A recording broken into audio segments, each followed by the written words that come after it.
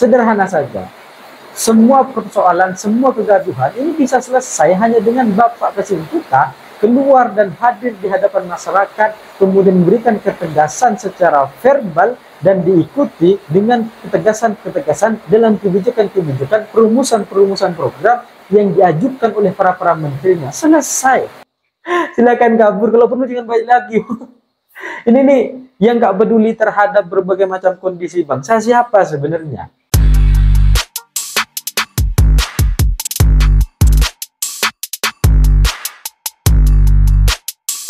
Hai korban ghosting, gimana kabarnya yang akhirnya atas berbagai macam kesalahan-kesalahan yang dilakukan pasangan kita, tiba-tiba dia melakukan permainan playing victim.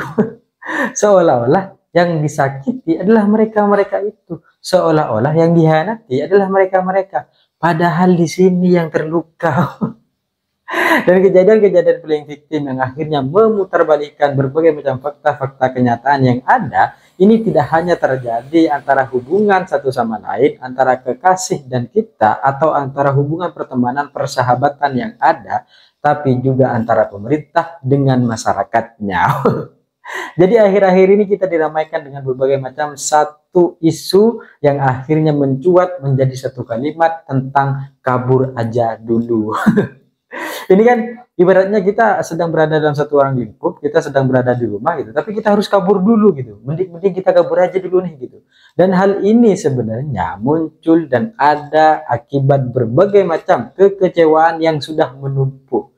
Dan kecewa-kecewa ini diakibatkan dari berbagai macam kebijakan-kebijakan yang dilakukan. Ketika akhirnya pemerintah melakukan kebijakan, mengeluarkan kebijakan, tapi perilaku-perilaku pejabat-pejabat, pemangku-pemangku kebijakan itu malah tidak sesuai dengan apa yang kemudian diinstruksikan dan dikeluarkan sebagai kebijakan. Ada inkonsistensi sehingga muncul kekecewaan dan lahirlah yang namanya kalimat atau kata kabur aja dulu. Kita lihat bagaimana kemudian akhir-akhir ini bertubi-tubi persoalan muncul dan hadir di masyarakat kita semua. Mulai dari berbagai macam peristiwa-peristiwa seperti pagar laut, gas LPG, efisiensi anggaran. Ini kan informasi bertubi-tubi yang penuh dengan ketidakjelasan dan ada mispersepsi antara kebijakan dan implementasi di lapangan. Sehingga kita sebagai masyarakat rasanya capek gitu melihat berbagai macam peristiwa-peristiwa ini. Dan dari berbagai, seandainya peristiwa ini hanya satu misalnya, mungkin kita masih bisa fokus ya kan, mungkin kita masih bisa untuk tidak terlalu merasakan kelelahan dan kenapa sih bangsa ini kok gini gitu. Tidak sampai pada tahap itu. Tapi ketika semua ini bertubi-tubi dan informasi-informasi itu penuh dengan ketidakjelasan, ya sampai akhirnya muncul yang namanya satu kalimat dan satu narasi tentang kabur aja dulu. Jadi sebenarnya kenapa hal ini akhirnya bisa muncul? Ya karena ada berbagai macam persoalan yang terjadi di bangsa kita. Mulai dari sosial, ekonomi, politik. Sehingga dari semua peristiwa-peristiwa itu kita merasa capek, kita merasa letih. Sehingga muncul dari Gen Z melalui kreativitasnya di media sosial tentang hashtag kabur aja dulu. Sebenarnya kan pemerintah ini kan akhir-akhir ini kan cukup arogan dengan berbagai macam kebijakan-kebijakannya. Kita tahu, kita sadar bahwa Bapak Presiden Prabowo dengan seluruh dukungan partai politiknya, dengan seluruh dukungan koalisinya, memang sudah menjadi kabinet yang sangat gemuk. Bahkan kalau kata Jokowi, ini sudah satu-satunya yang terkuat nih gitu. Dan kearoganan itulah akhirnya membuat kita semua merasa kok bisa searogan ini gitu. Apalagi ketika akhirnya Bapak Presiden Prabowo Subianto meneriakkan kalimat tentang hidup Jokowi. Ini kan akhirnya Prabowo yang sudah semakin yakin dengan berbagai macam kekuatan-kekuatannya, meneriakkan berbagai macam kebanggaan-kebanggaannya atas telah dibantu dan sebagainya, ya itu urusan Prabowo lah ya. Tapi ketika akhirnya Bapak Presiden kita dan kita melihat bagaimana kemudian itu dielukan, dibanggakan gitu, seolah-olah ya yang pokoknya yang penting Pak Jokowi lah, yang rakyat gak penting lah gitu. Dan tebar pesona yang disampaikan oleh Bapak Presiden Prabowo ketika meneriakkan tentang teriakan Jokowi, ini kan akhirnya membuat berbagai macam persoalan juga. Kenapa sih akhirnya presiden kita itu lebih memilih untuk berteriak tentang hidup Jokowi daripada hidup rakyat Indonesia? Apa memang sebenarnya yang penting cuma Jokowi aja, yang lain gak penting gitu kan? Dan kejadian-kejadian itu diiringi dengan berbagai macam peristiwa sebelum-sebelumnya, di mana awalnya Jokowi masuk dalam orang yang terkorup di dunia melalui lembaga OECRP. Dan ada berbagai macam persoalan-persoalan akhir-akhir ini tentang adili Jokowi. Nah, peristiwa-peristiwa ini beruntun, peristiwa-peristiwa ini beriringan dan bersamaan. Di tengah sisi akhirnya Prabowo melindungi itu semua. Kita kan jadi bertanya-tanya gitu kan, dari berbagai macam kalimat-kalimat di awal dahulu bahwa sampai Antartika kita akan cari gitu, sampai kemanapun kita akan cari korupsinya, kita akan bongkar, ketegasan-ketegasan itu sampaikan. Tapi ketika sudah jadi ya asalkan dikembalikan gitu kan. Ya kita bisa diam-diam gitu kan, hingga akhirnya berbagai macam yang kemudian sudah menjadi keyakinan, kepercayaan yang telah diberikan oleh masyarakat jadi agak-agak berkurang dan berpikir ulang. Terlebih lagi akhirnya peristiwa-peristiwa ini bersamaan dengan berbagai macam problem yang ada. Mulai dari program pagar laut yang sampai hari ini sepi, tidak ada kabar, program gas LPG yang akhirnya harus mengorbankan korban jiwa, dan efisiensi anggaran yang mempertaruhkan anggaran-anggaran yang harusnya menjadi skala prioritas bagi pemerintah atas amanat konstitusi yang sudah ditentukan, baik itu kesehatan dan pendidikan. Tapi sayangnya semua itu dipangkas. Dan kita tahu niatnya adalah pemangkasan program-program konyol, niatnya adalah pemangkasan hal-hal yang tidak perlu, perjalanan dinas dan sebagainya. Prabowo selalu mengatakan itu, tapi dia tidak bisa memberikan ketegasan kepada para menterinya agar tidak menyeleweng, agar tidak terjadi misinterpretasi antara presiden dan menteri, karena ini sering berulang gitu. Mulai dari pagar laut ya kan, mulai dari gas LPG berulang, terus berulang sampai hari ini tentang efisiensi anggaran. Jangan kira atau jangan sampai di akhir ternyata efisiensi anggaran ini dibatalkan sama seperti gas LPG. Kan repot jadinya kalau kayak gini terus gitu. Sampai kapan kemudian ini akan terus terjadi? Dan peristiwa-peristiwa ini bersamaan dengan berbagai macam peristiwa politik yang Prabowo sampaikan ketika HUT Gerindra. Jadi agak-agak bersamaan dan bergandengan sehingga masyarakat wajar kalau pada akhirnya sampai pada satu titik kecewa. Yang juga mengecewakan sebenarnya adalah ketika masyarakat kecewa dengan sikap pemerintah, ketika masyarakat kecewa dengan kebijakan pemerintah, malah para menteri, malah pejabatnya yang merasa dikecewakan. Ini kan repot gitu. Padahal sebenarnya yang kecewa masyarakat. Alah, ketika muncul pertanyaan atau kalimat tentang kabur aja dulu, tanggapan para pejabat kita aneh-aneh. Tanggapan para pejabat kita lucu-lucu gitu. Dari berbagai macam tanggapan, misalnya Nusron Wahid mengatakan, ya itu adalah tanda bahwa warganet kita itu kurang cinta tanah air. Pak Nusron ini kayaknya menjadi orang yang paling cinta tanah air nih. Setelah dulu Prabowo menjadi orang TNI paling TNI gitu kan. Dan Pak Nusron ini sebenarnya menjadi orang yang akhirnya sekarang kok semuanya jadi arogan gitu pejabat-pejabat kita.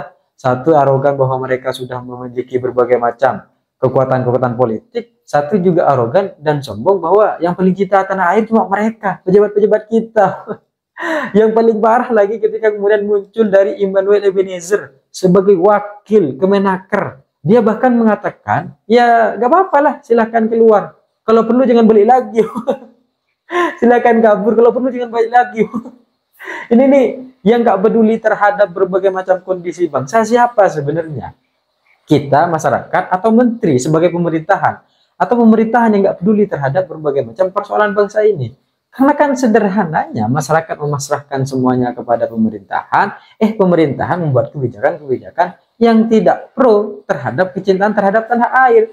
Gimana posisi kecintaan terhadap tanah air kalau akhirnya berbagai macam hal yang menjadi kebutuhan dari pendidikan dan kesehatan malah dipangkas dan dihilangkan? Nah ini kan repot jadinya gitu. Meskipun oke disampaikan bahwa tujuannya tidak ke sana, hanya untuk perjalanan dinas dan sebagainya. Nanti dituduh kalau orang yang menyuarakan demikian adalah orang yang sebenarnya ingin melakukan korupsi di berbagai macam penganggaran pendidikan, di berbagai macam penganggaran kesehatan. Kan repot juga gitu. Kita oke menerima berbagai macam kritik gitu kan. Kata Nusron Wahid, mari duduk bersama. Tapi di satu sisi pemerintah juga tidak mendengarkan apa yang kemudian menjadi aspirasi.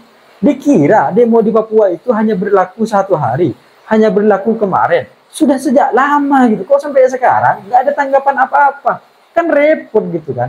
Dan apalagi juga muncul dari ketua DPP ya, Sultan Najamuddin dia mengatakan ya negara kita atau DNA masyarakat Indonesia itu tidak mengenal yang namanya DNA putus asa. Iya memang kita nggak mengenal DNA putus asa, makanya hari ini ada berbagai macam aksi demonstrasi yang terjadi di berbagai macam daerah. Tapi pertanyaannya, apakah pemerintah akan putus asa dan tidak mendengar aspirasi ini? Seolah-olah semuanya tidak ada. Ini sama kayak Emmanuel ini yang akhirnya nggak peduli dengan berbagai macam tagar, nggak peduli dengan berbagai macam aspirasi. Seolah-olah kalimat dan tagar itu hanya sebatas kata saja. Padahal di sana tuh mengandung berbagai macam keresahan yang kita bungkus menjadi kabur aja dulu. Apalagi Bahlil yang mengatakan bahwa kita meragukan nasionalisme kalian. Sebenarnya ini yang harus ragu kita sebagai masyarakat kepada pemerintah, atau pemerintah yang harus ragu terhadap nasionalisme kita. Gimana ceritanya masyarakat ini bisa melakukan korupsi? Gimana ceritanya masyarakat ini bisa melakukan nepotisme? Gimana ceritanya masyarakat ini bisa jahat kepada bangsa dan negara dengan berbagai macam kebijakan-kebijakan yang tidak pro terhadap rakyat? Gimana caranya? Wong yang memiliki semua itu ya pemerintah gitu. Kok bisa kita yang diragukan nasionalismenya? Yang buat kebijakan pemerintah gitu kan, yang merasa tersakiti juga pemerintah, karena kita merasa kecewa atas apa pelayanan yang kemudian sudah diberikan. Kan repot jadinya gitu. Padahal sebenarnya semua persoalan-persoalan ini sederhana saja. Sederhana saja.